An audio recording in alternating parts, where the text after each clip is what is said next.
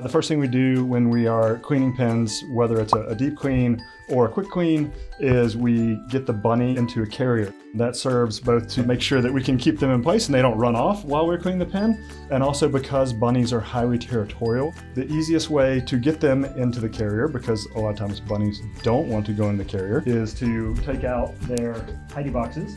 And once we've done that, we will then try to convince our little friend that he wants to go in the carrier.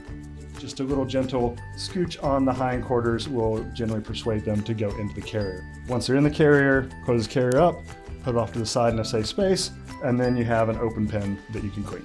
First thing I typically do is to change the litter box. We find it very economical and effective to actually use leftover newspaper in the bottom. What we do is we just dump out the litter box, and then if it's not super messy, we just put in a fresh layer of newspaper followed by a big fluffy fresh layer of hay. And once we're done with that, we can set it aside and then focus on cleaning our pen.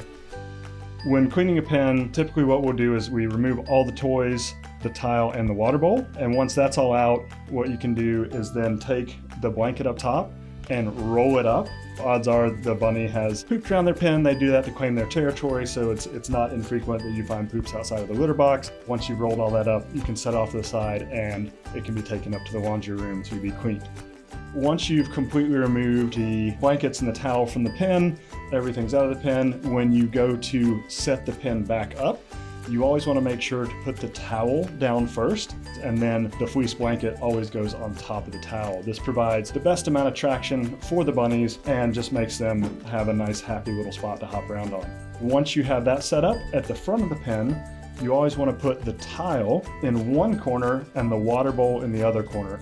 This serves two purposes. One, it helps to keep the blankets anchored down. Bunnies tend to dig a good bit, and once they've dug up their towels and blankets, they don't get as good a traction on the slick floor and it can be hard for them to move around.